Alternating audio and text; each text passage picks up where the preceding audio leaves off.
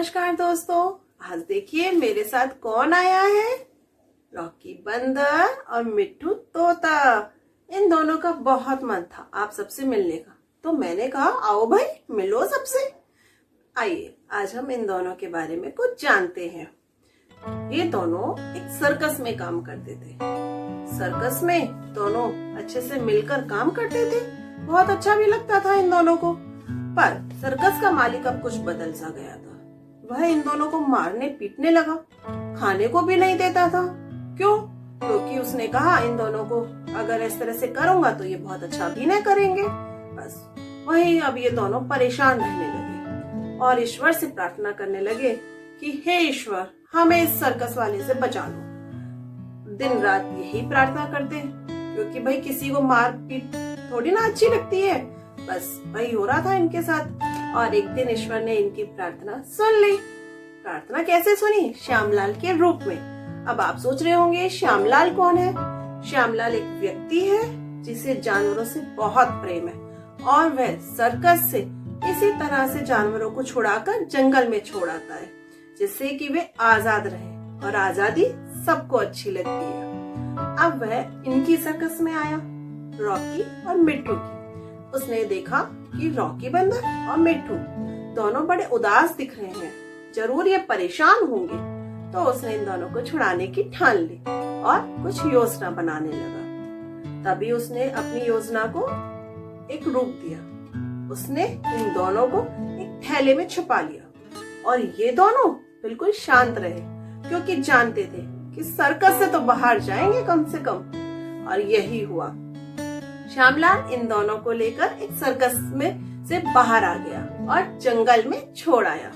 जब वह इनको जंगल में छोड़ने गया तो इन दोनों ने उससे लिपट कर उसको धन्यवाद दिया और कहा कि जब आपको हमारी जरूरत हो जरूर बताना।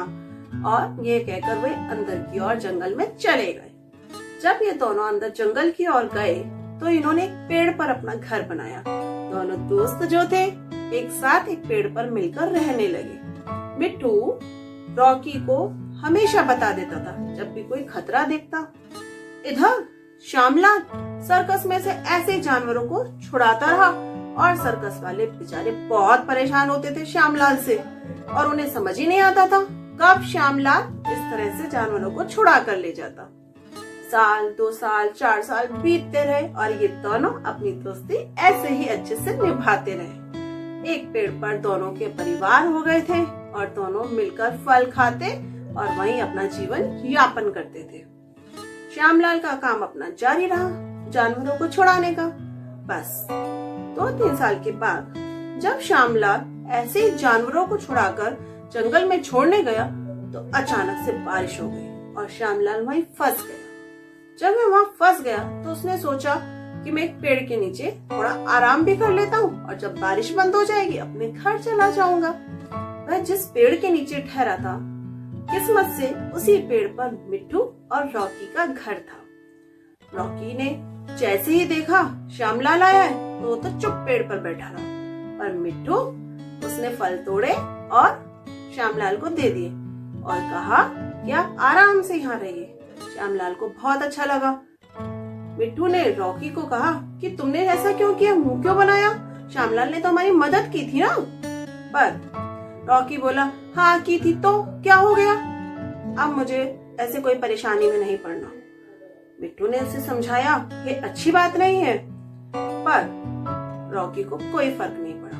ये अपनी मस्ती में मस्त रहा। श्यामलाल जिसे कोई फर्क नहीं था, बस उसको तो अपने जानवरों को आजाद कराने से मतलब था। उसने इन दोनों की बातें सुन ली थी पर वो शांत रहा।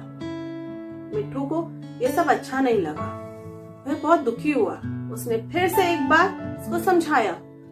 किसको? रॉकी को, कि भाई ऐसा नहीं करते, ये गलत बात है। जो हमारी मदद करता है हमें भी उसकी मदद करनी चाहिए। क्यों? सही कहा ना।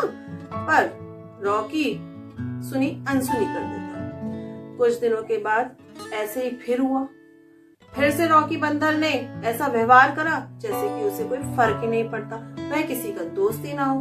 धीरे धीरे मिट्टू को ये बात अच्छी नहीं लगी। उसने सोच लिया कि अब मैं यहाँ से चला जाऊंगा। मिट्टू ने रॉकी से कहा मैं तुम्हारी दोस्ती छोड़कर जा रहा हूँ। मिट्टू ने कहा हाँ ठीक है जाओ, मुझे भी तुमसे कोई दोस्ती नहीं रखनी। इस वाली बात से मिट्टू और दुखी हो गया और वह छोड़कर चला गया।